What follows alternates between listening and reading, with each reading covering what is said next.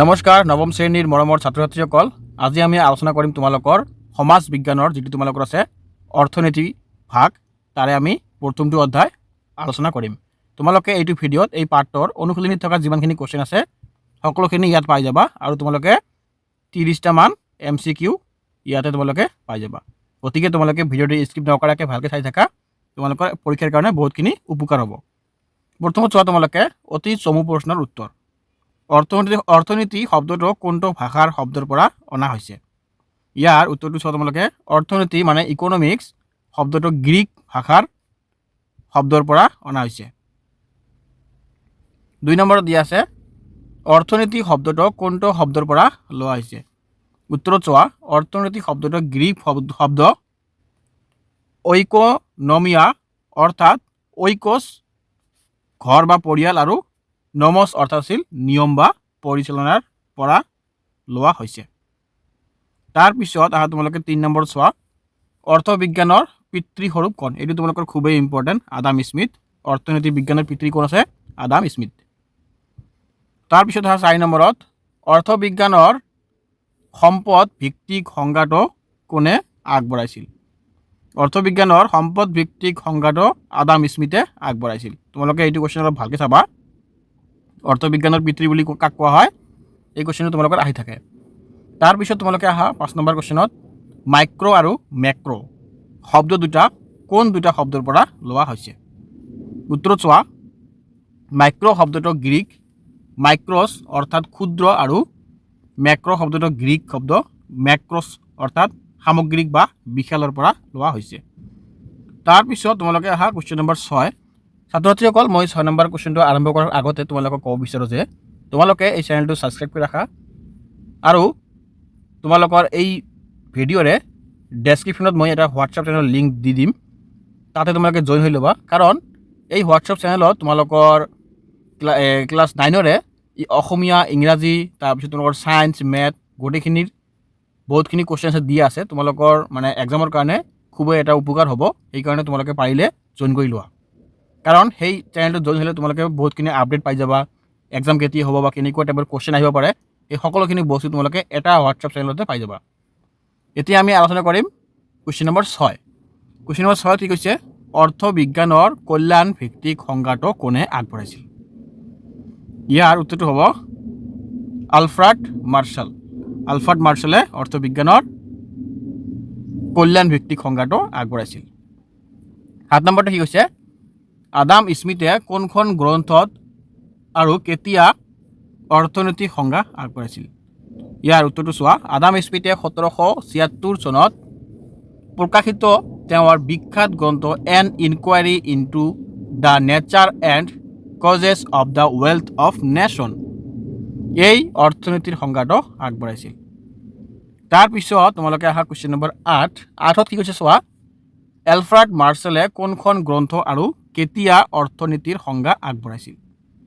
ইয়াত উত্তৰটো চোৱা তোমালোকে কি দিছে? আলফ্ৰেড মাৰ্শ্বালে 1890 চনত প্ৰকাশিত তেওঁৰ গ্ৰন্থ প্ৰিন্সিপালছ অফ ইকনমিক্স অৰ্থনীতিৰ সংজ্ঞা আগবঢ়াইছিল। 9 নম্বৰ কুৱেশ্যনটো কি কৈছে চোৱা তোমালোকে লায়নেল ৰবিনছে কোনখন গ্ৰন্থত তেওঁ কেতিয়া অৰ্থনীতিৰ সংজ্ঞা আগবঢ়াইছিল? ইয়াৰ উত্তৰটো চোৱা তোমালোকৰ কি দিছে? লায়নেল ৰবিনছে 1932 চনত প্ৰকাশিত তেওঁৰ গ্ৰন্থ an essay on the nature and significance of economic science অৰ্থনীতিৰ সংজ্ঞা আগবঢ়াইছিল। 10 নম্বৰত আহা আদাম স্মিথৰ সংজ্ঞাৰ টোকাক যক্ষৰ বাণী বুলি কোনে কৈছিল? থমাছ কাৰ্লি আৰু জন ৰাস্কিন আদি সমালোচকসকলে আদাম স্মিথৰ সম্পদ ভিত্তিক সংজ্ঞাক যক্ষাৰ বাণী বা দুখ লখা বিজ্ঞান বুলি অভিহিত কৰিছিল। তোমালোকে এই নামটো মনত ৰাখিবা। অসমীয়াতে লৈ আহিছোঁ মই আৰু ইংৰাজীতে লৈ আহিছোঁ, তোমালোকৰ যিটো সুবিধা হয় সেইটো তোমালোকে মনত ৰাখি ল'বা। তাৰপিছত আহা 11 নম্বৰত কোনো বস্তুৰ মানুহৰ অভাৱ পূৰণ কৰিব পৰা ক্ষমতাক কি বুলি কোৱা হয়? ইয়াৰ উত্তৰত চোৱা কি দিছে? কোনো বস্তুৰ মানুহৰ অভাৱ পূৰণ কৰিব পৰা ক্ষমতাক উপযোগিতা বা ইউনিটি বুলি কোৱা হয়।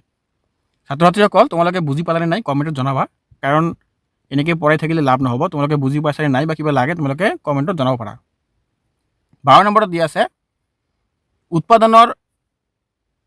উৎপাদিত আহিলাক কি বুলি কোৱা হয়? উৎপাদিত আহিলাক মূলধন বা কেপিটেল বুলি কোৱা হয়। এতিয়া তোমালোকে আহা চমু উত্তৰ ধৰ্মী প্ৰশ্ন, এইবিলাক তোমালোকৰ 2 মাৰ্কছৰ হয়, তোমালোকে এইবিলাক অলপ চাবা। আদাম স্মিথৰ অৰ্থবিজ্ঞানৰ সংজ্ঞাটো লিখা। আদাম স্মিথৰ মতে অৰ্থবিজ্ঞান হৈছে সম্পদ বিজ্ঞান। তেওঁৰ মতে অৰ্থবিজ্ঞানে সম্পদৰ উপাদান আৰু বিতৰণৰ বিষয়ে আলোচনা কৰে। 2 নম্বৰটো কি মাৰ্চেলৰ অৰ্থবিজ্ঞানৰ সংজ্ঞাটো লিখা। মাৰ্চেলৰ অৰ্থবিজ্ঞানৰ সংজ্ঞাটো কি আমাৰ? আলফ্ৰেড মাৰ্চেলৰ মতে অৰ্থবিজ্ঞান হৈছে মানৱ জাতিৰ জীৱনৰ সাধাৰণ কাৰ্যকলাপ অধ্যয়ন। ই মানুহৰ ব্যক্তিগত আৰু সামাজিক কাৰ্যৰ সেই অংশটো পৰীক্ষা কৰে যিটো কল্যাণৰ বাবে প্ৰয়োজনীয় ভৌতিক সামগ্ৰী লাভ আৰু ব্যৱহাৰৰ সৈতে ওতঃপ্ৰোতভাৱে জড়িত। সেইবিলাক বস্তু আলফ্ৰেড মাৰ্চেলৰ অৰ্থনৈতিক বিজ্ঞানৰ সংজ্ঞাটোৱে অধ্যয়ন কৰে। তাৰপিছত আহা ৰবিনছৰ অৰ্থবিজ্ঞানৰ সংজ্ঞাটো কি? লায়নেল ৰবিনছৰ মতে অৰ্থবিজ্ঞান হৈছে এনে এটা বিজ্ঞান যিয়ে অসীমিত অভাৱ আৰু বিকল্প ব্যৱহাৰ থকা সীমিতত সমলসমূহৰ মাজৰ সম্পৰ্ক ক্ষেত্ৰত মানুহৰ আচৰণ অধ্যয়ন কৰে। তাৰপিছত তোমালোকৰ আহা নেক্সট কি দিছে ৰবিনছৰ অৰ্থবিজ্ঞানৰ সংজ্ঞাটোৰ মৌলিক ধাৰণা কেইটা কি কি? ৰবিনছৰ যিটো অৰ্থবিজ্ঞানৰ সংজ্ঞা আছে ইয়াৰ মৌলিক ধাৰণা কেইটা কি কি? ৰবিনছৰ সংজ্ঞাৰ মৌলিক ধাৰণা তিনিটা তোমালোকৰ এইটো হ'ব 1 নম্বৰত, যেনেকুৱা দিয়া আছে মানুহৰ অভাৱ অপৰিসীম বা অসীমিত। 2 নম্বৰটো হ'ব অভাৱ পূৰণৰ উপায় বা সম্পদসমূহ সীমিত বা দুষ্প্ৰাপ্য। এই সীমিত সম্পদসমূহ বিকল্প ব্যৱহাৰ আছে। তাৰপিছত তোমালোকে 5 নম্বৰ কুৱেশ্যন ব্যষ্টিবাদী অৰ্থনীতি কাক বোলে? উত্তৰত চোৱা অৰ্থবিজ্ঞানৰ যি শাখাত অৰ্থ ব্যৱস্থাৰ একোটা ব্যক্তিগত গোট বা অংশ যেনে এজন নিৰ্দিষ্ট উপভোক্তা, এটা প্ৰতিষ্ঠান, এটা উদ্যোগ বা কোনো এটা বিশেষ সামগ্ৰীৰ দৰ নিৰ্ধাৰণৰ বিষয়ে পৃথকভাৱে অধ্যয়ন কৰা হয় তাকে ব্যষ্টিবাদী অৰ্থনীতি বুলি কোৱা হয়। তোমালোকে এইটো পঢ়িবা, এইটো 2 মাৰ্কছৰ কাৰণে খুবেই ইম্পৰ্টেণ্ট হয়। এই কুৱেশ্যনটো তোমালোকে যিমান পাৰা মুখস্থ কৰি লোৱা, এই নাযাবা। এই ব্যষ্টিবাদী আৰু সমষ্টিবাদী অৰ্থনীতি কাক বোলে? অৰ্থবিজ্ঞানৰ যি শাখাত সমগ্ৰ অৰ্থ ব্যৱস্থাটো সামগ্ৰিকভাৱে অধ্যয়ন কৰা হয় যেনে মুঠ ৰাষ্ট্ৰীয় আয়, মুঠ নিয়োগ, সামগ্ৰিক সংজ্ঞা, অসঞ্চয়, বিনিয়োগ, মুঠ উৎপাদন আৰু দেশৰ মুদ্ৰাস্ফীতি বা এইবিলাক গোটেইখিনি এটা যেনে দিছে, এইটো যেনে মানে এইবিলাক উদাহৰণ তোমালোকে এইখিনি যদি নপঢ়া বা দুটা জাষ্ট পঢ়ি লোৱা তথাপি তোমালোকৰ হৈ যাব, কিন্তু এইখিনিয়ে তোমালোকৰ মেইন বস্তু যিখিনি মই দকাই দিছোঁ, এইখিনি তোমালোকৰ মেইন বস্তু। তোমালোকে এইখিনি মুখস্থ কৰিবা আৰু বাকী ইয়াৰ পৰা তোমালোকে 2-3টামান পঢ়ি লিখি দিবা, তাকে সমষ্টিবাদী অৰ্থনীতি বুলি কোৱা হয়। তাৰপিছত আহা 7 নম্বৰত আৰ্থিক বস্তু আৰু অনাৰ্থিক বস্তু পাৰ্থক্য লিখা। আৰ্থিক বস্তু যেনেকুৱা জীৱৰ বস্তুৰ যোগান মানুহৰ অভাৱৰ তুলনাত সীমিত আৰু জীৱৰ লাভ কৰিবলৈ মূল্য বা পইচা ভৰিবলগীয়া হয় তাকে আৰ্থিক বস্তু বুলি কোৱা হয়। যেনেকুৱা কিতাপ তোমালোকে এইটো এবাৰ পঢ়িলে হৈ যাব, যিবিলাক বস্তু মানুহৰ প্ৰয়োজন হয় আৰু সেইবিলাক কিহৰ বাবে আমাক ক্ৰয় কৰিবৰ বাবে কিবা পইচা বা কিবা দিব লগা হয় তাকে আৰ্থিক বস্তু বুলি কোৱা হয়। তাৰপিছত চোৱা অনাৰ্থিক বস্তু কি? জীৱৰ বস্তু প্ৰকৃতিৰ পৰা প্ৰচুৰ পৰিমাণে পোৱা যায়, যাৰ যোগান অসীমিত। এইটো বুজি পাইছে তোমালোকে, বতাহ তাৰপিছত পানী এইবিলাক প্ৰকৃতিৰ পৰা পোৱা যায়, নদী, কিন্তু আমাৰ প্ৰয়োজন হয়, কিন্তু ইয়াৰ আমি কি কোনো টকা দিব নালাগে। যেনেকুৱা অক্সিজেনটো আমি পাই আছোঁ, কিন্তু আমি অক্সিজেনৰ কাৰণে পইচা পে' কৰিব নালাগে, সেইটোৱে কৈছে অনাৰ্থিক বস্তু। 8 নম্বৰটো কি কৈছে ৰাষ্ট্ৰীয় আয় কাক বোলে? ৰাষ্ট্ৰীয় আয় বুলি ক'লে তোমালোকে গম পাবা জিডিপি কৈ থাকে আমাৰ, যিকোনো ইউটিউব খুলিলে পাবা তোমালোকে জিডিপি কমি গ'ল, জিডিপি ইমান হৈছে, জিডিপি ইমান $1 ট্ৰিলিয়ন, সেই বস্তুটোৱে কৈছে ৰাষ্ট্ৰীয় আয়। সাধাৰণতে বিত্তীয় বৰ্ষ এটা এপ্ৰিল মাহৰ পৰা 31 মাৰ্চলৈ। তোমালোকে এতিয়া গম পোৱা যে আমাৰ যিটো ইকনমিক ইয়াৰ থাকে এইটো কিমান থাকে 1 এপ্ৰিলৰ পৰা 31 মাৰ্চলৈ।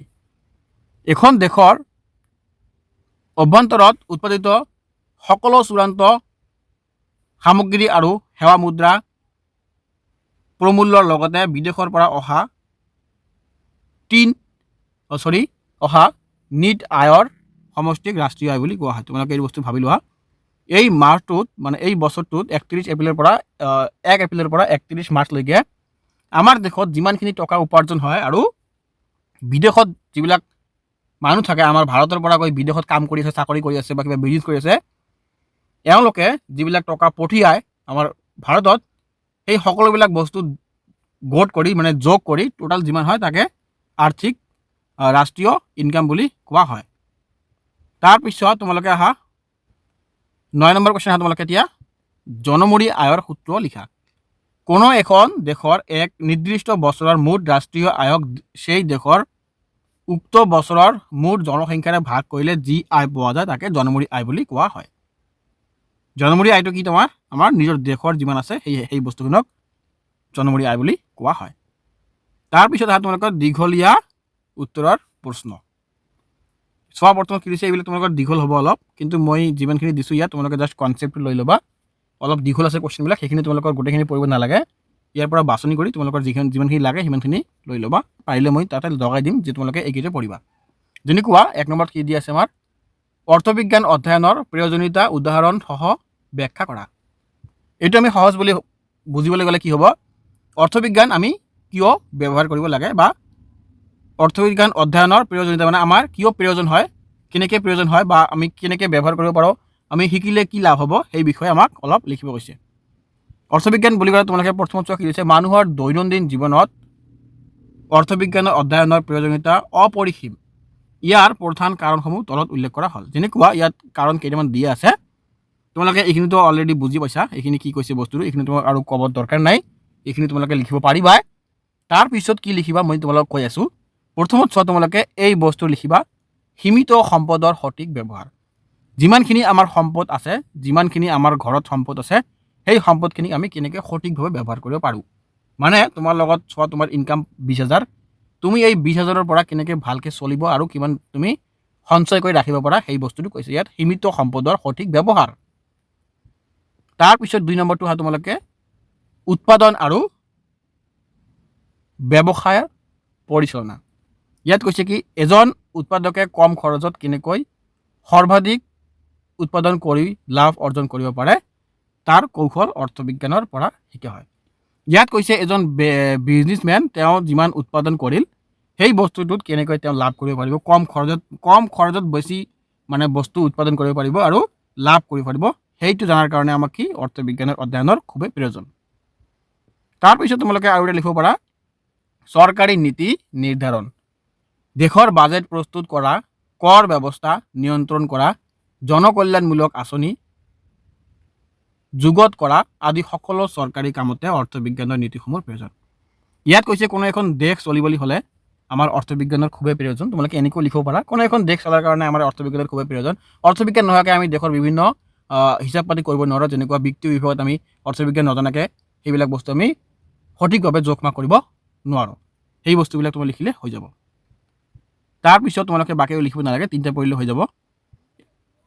এতিয়া আহা 2 নম্বৰত অৰ্থবিজ্ঞানৰ কোনটো সংজ্ঞা আটাইতকৈ বেছি গ্ৰহণযোগ্য আৰু কিয় ব্যাখ্যা কৰা। ইয়াৰ উত্তৰটো চোৱা কি দিছে, অৰ্থবিজ্ঞানৰ বিভিন্ন সংজ্ঞাসমূহৰ ভিতৰত লায়নেল ৰবিনছে 1932 চনত আগবঢ়োৱা দুষ্প্ৰাপ্যতাৰ সংজ্ঞাটো আটাইতকৈ বেছি বৈজ্ঞানিক আৰু গ্ৰহণযোগ্য। এতিয়া তোমালোকে আহা গ্ৰহণযোগ্য হোৱাৰ কাৰণ। তোমালোকে ইয়াৰ পৰা লিখি দিবা সৰ্বজনীনতা, বাস্তৱসন্মত আৰু মানৱ আচৰণৰ অধ্যায়, এইখিনি লিখি দিবা, তথাপি তোমালোকে 3 মাৰ্ক পাই যাবা। তাৰপিছত আহা 3 নম্বৰ কি হৈছে অৰ্থবিজ্ঞানৰ পৰিসৰৰ সম্পৰ্কে লিখা। উত্তৰত চোৱা অৰ্থবিজ্ঞানৰ পৰিসৰ অতি ব্যাপক আৰু সমাজ পৰিৱৰ্তনৰ লগে লগে ইয়াৰ পৰিসৰ ক্ৰমাত্মক বৃদ্ধি পাই আহিছে। মূলত অৰ্থবিজ্ঞানৰ পৰিসৰ অন্তৰ্গত বিষয়সমূহ তলত দিয়া ধাৰণাৰ হ'ব পাৰে। তোমালোকে এইখিনি লিখিবা ভোগ কাৰ্য, মানুহে নিজৰ অভাৱ পূৰণৰ বাবে সামগ্ৰী আৰু সেৱা কেনেকৈ ব্যৱহাৰ কৰে। তাৰপিছত আছে উৎপাদন, বিভিন্ন উৎপাদনৰ উপাদান যেনে ভূমি, শ্ৰম, মূলধন আৰু সংগঠন ব্যৱহাৰ কৰি কেনেকৈ উপযোগী বস্তু উৎপাদন কৰা হয়। তোমালোকে 2টা পঢ়িলে হৈ যাব, বাকীখিনি মই তোমালোকৰ বুজাৰ কাৰণে লৈ আহিছোঁ, কিন্তু ভিডিঅ'টো বহুত দীঘল হৈ আছে অলৰেডি, এইখিনি মই বুজাই নিদিওঁ, তোমালোকে পাৰিলে নিজে এইখিনি পঢ়ি ল'বা। এতিয়া তোমালোকে আহা 30টা MCQখিনি মই জাষ্ট কুৱেশ্যনটো কৈ দিম আৰু এনচাৰটো কৈ দিম, অপশ্যনবিলাক কৈ নাযাওঁ কাৰণ বহুত দীঘল হৈ যাব। 30টা MCQ আছে, তোমালোকৰ অলৰেডি 15 মিনিট হৈ গ'ল, 15-16 মিনিট, আৰু যদি মই বুজাই দি কৈ যাওঁ বহুত দীঘল হ'ব। ইয়াত তোমালোকে আহা 1 নম্বৰ কি হৈছে, ইকনমিক শব্দটো কোনটো শব্দৰ পৰা লোৱা হৈছে, এইটো তোমালোকে পাইছা আগতে পাই আহিছা। ঐকনীয়া শব্দটোৰ অৰ্থ কি, এইটোও পাই আহিছে তোমালোকে। ঘৰুৱা পৰিচালনা বা গৃহবস্তু, এইটো পাইছা। 3 নম্বৰ হৈছে আধুনিক অৰ্থবিজ্ঞানৰ পিতৃগণ, এইটোও তোমালোকে পাই আহিছা, আদাম স্মিথ। 4 নম্বৰটো কি দিছে, আদাম স্মিথৰ বিখ্যাত পুথিখন কি, পুথিখন ৱেলথ অফ নেশ্যন কোন চনত প্ৰকাশিত পাইছে, এইটোও তোমালোকে পাই আহিছা, 1776 চনত। 5 নম্বৰটো কি, অৰ্থবিজ্ঞানক সম্পদৰ বিজ্ঞান বুলি কোনে অভিহিত কৰিছে, আদাম স্মিথে কৰিছে এইটোও। 6 নম্বৰটো আহা তোমালোকে, প্ৰিন্সিপাল অফ ইকনমি গ্ৰন্থখনৰ লেখক কোন, প্ৰিন্সিপাল অফ ইকনমি গ্ৰন্থখনৰ লেখক হ'ল আমাৰ কি, আলফ্ৰেড মাৰ্শ্বেলে প্ৰিন্সিপাল অফ ইকনমি গ্ৰন্থখন লিখিছিল। 7 নম্বৰটো কি, আলফ্ৰেড মাৰ্শ্বেলৰ অৰ্থবিজ্ঞানৰ সংজ্ঞাটোৰ ধাৰণা কি বুলি কোৱা হয়, আলফ্ৰেড মাৰ্শ্বেলৰ অৰ্থবিজ্ঞানৰ ধাৰণা কি আছিল, কল্যাণ ভিত্তিক সংজ্ঞা। 8 নম্বৰ দি আছে, লায়নেল ৰবিনছে তেওঁৰ অৰ্থবিজ্ঞানৰ সংজ্ঞা কোনখন গ্ৰন্থত প্ৰকাশ কৰিছিল, ইয়াত কোনখন গ্ৰন্থত প্ৰকাশ কৰিছিল, N essay on the national significance, এইটো তোমালোকে পাই আহিছা। 9 নম্বৰটো কৈছে, ৰবিনছৰ অৰ্থনীতিৰ সংজ্ঞাটি কেতিয়া প্ৰকাশ পাইছিল, এইটো হ'ব 1932 চনত। ৰবিনছৰ মতে অৰ্থনৈতিক সমস্যাৰ মূল কাৰণ কি কি, ৰবিনছৰ মতে অৰ্থনৈতিক সমস্যাৰ মূল কাৰণ হৈছে কি, সম্পদৰ দুষ্প্ৰাপ্যতা আৰু বিকল্প ব্যৱহাৰ। মানুহৰ অভাৱ কেনেকুৱা চোৱা, তোমালোকে দি আছে, অপৰিসীম বা অসীমিত। 12 নম্বৰত আহা, অৰ্থবিজ্ঞানৰ আটাইতকৈ বৈজ্ঞানিক আৰু সৰ্বজনীন সংজ্ঞা কাৰ বুলি গণ্য কৰা হয়, এইটো হ'ব আমাৰ লায়নেল ৰবিনছে। মাইক্ৰ' আৰু মেক্ৰ' শব্দ দুটাৰ কি আছিল, তোমালোকে এইটো গম পোৱা, এইটো হ'ব কি আমাৰ ৰাগনাৰ ফ্ৰিছে দিছিল। ব্যষ্টিবাদী অৰ্থনীতিৰ তলৰ কোনটো বুজোৱা হয়, ব্যষ্টিবাদী অৰ্থনীতিৰ তলৰ কোনটো বুজোৱা হয়, কোনো এটা ব্যক্তিগত বা ক্ষুদ্ৰ গোটৰ অৰ্থনীতি। আৰু সমষ্টিবাদী কি আছিল, তোমালোকে আগতে গম পাইছা, সামগ্ৰীৰ অৰ্থব্যৱস্থা যেনে ৰাষ্ট্ৰীয় আয়, মূল নিয়োগ। 16 নম্বৰ কি দিছে, তলৰ কোনো এটা আৰ্থিক বস্তু, ইয়াত কি হ'ব উদাহৰণ, সূৰ্যৰ পোহৰ, অনাৰ্থিক বস্তু সূৰ্যৰ পোহৰ। আৰ্থিক বস্তু কি আছিল, মূল বা ধন ভৰিব লগা হয়। 18 নম্বৰত কি আছে, বস্তুৰ মানুহৰ অভাৱ পূৰ কৰিব পৰা ক্ষমতা কি বুলি কোৱা হয়, উপযোগিতা বুলি কোৱা হয়। 19 নম্বৰ কি দিছে, অৰ্থবিজ্ঞানত উৎপাদিত উপাদানকেইটা কি কি, এইটো হ'ব আমাৰ মূলধন। 20 নম্বৰ কি দি আছে, দেশৰ মুঠ ৰাষ্ট্ৰীয় আয় মূল জনসংখ্যাৰ ভাগ কৰিলে কি পোৱা যায়, ইয়াত উত্তৰটো হ'ব জনমূৰি আয়। 21 নম্বৰ দি আছে কি, উৎপাদনৰ উপাদান কেইটা, ইয়াত হ'ব আমাৰ 4টা দিয়া আছে, তোমালোকে ইয়াৰ পৰা জানিব পাৰা। 22 নম্বৰত দি আছে, তলৰ কোনটো অৰ্থবিজ্ঞানৰ পৰিসৰৰ অন্তৰ্ভুক্ত প্ৰধান ভাগ নহয়, এইটো হ'ব আমাৰ মহাকাশ গৱেষণা। 23 নম্বৰটো দি আছে, আদাম স্মিথৰ সংজ্ঞা কোনে যক্ষাৰ বাণী বুলি সমালোচনা কৰিছিল, ইয়াৰ উত্তৰটো হ'ব কাৰ্লাইল আৰু ৰাস্কিনছে। গ্ৰীক শব্দ মিক্ৰছৰ অৰ্থ কি, ইয়াৰ উত্তৰটো হ'ব আমাৰ ক্ষুদ্ৰ। 25 নম্বৰ কি দিছে, গ্ৰীক শব্দ মিক্ৰছৰ অৰ্থ হ'ল বৃহৎ বা সামগ্ৰিক। 26 নম্বৰত দি আছে, অৰ্থবিজ্ঞান সমাজ বিজ্ঞানৰ এটা গুৰুত্বপূৰ্ণ কি, ইয়াৰ উত্তৰটো হ'ব আমাৰ অংগ। 27 নম্বৰ কি দি আছে, চৰকাৰৰ আয় ব্যয় আৰু ঋণৰ আলোচনা অৰ্থনীতিৰ কোনটো ভাগত কৰা হয়, এইটো হ'ব আমাৰ ৰাজহ বিজ্ঞান। 28 নম্বৰ কি দি আছে, কোনো বস্তু অৰ্থবিজ্ঞানত সম্পদ হ'বলৈ হ'লে তাৰ কোনটো গুণ থকাৰ আৱশ্যক, এইটো হ'ব আমাৰ ওপৰৰ এটা নহয়। 29 নম্বৰ কি দি আছে, ভাৰতত বিত্তীয় বৰ্ষটো কেতিয়াৰ পৰা আৰম্ভ হয়, এইটো হ'ব আমাৰ 1 এপ্ৰিলৰ পৰা 31 মাৰ্চলৈ, এইটো খুবেই ইম্পৰ্টেণ্ট, তোমালোকে আহি থাকে। আৰু এইটো আমাৰ লাষ্ট কুৱেশ্যন, ইয়াত মই সামৰণি মাৰিম। এইটো কি আছে আমাৰ কুৱেশ্যনটো, অৰ্থবিজ্ঞানত ব্যৱহৃত শব্দবোৰৰ অৰ্থ দৈনন্দিন জীৱনৰ ব্যৱহাৰতকৈ কি, এইটো হ'ব আমাৰ বেলেগ বা পৃথক। ছাত্ৰ ছাত্ৰীসকল, এতিয়া মই ভিডিঅ'টো সামৰণি মাৰিম, তোমালোকৰ যদি ভাল লাগিছে চেনেলটো ছাবস্ক্ৰাইব কৰি ৰাখি দিবা, আৰু মই হোৱাটছএপত লিংকটো দি দিম, তোমালোকৰ এইটো ভিডিঅ'ৰ ডেছক্ৰিপশ্যনত তাতে গৈ তোমালোকে জইন হ'ব পাৰিবা। জইন হ'লে তোমালোকৰ বহুতখিনি সুবিধা হ'ব। ক্লাছ 9ৰ তোমালোকৰ সকলোবিলাক মানে ছাবজেক্টৰ তাতে তোমালোকে ধুনীয়াকৈ ভিডিঅ' বনাই লৈ আহিম ছেম এনেকৈ, আৰু পাৰিলে ইয়াতকৈ ভালকৈ বনাই আনিবলৈ চেষ্টা কৰিম। আৰু তোমালোকে ফ্ৰীতে PDF-খিনিও পাই যাবা। ক্লাছ 10ত উঠিলে মই তোমালোকৰ ক্লাছ 10ৰ গোটেইখিনি ছাবজেক্টৰ ফ্ৰীতে তুমি PDF-খিনি দি আছোঁ, তোমালোকে তাৰ পৰা ডাউনলোড কৰি ল'ব পাৰিবা। চ' আজি মই ইয়াতে সামৰণি মাৰিলোঁ। ধন্যবাদ, ভালকৈ পঢ়িবা।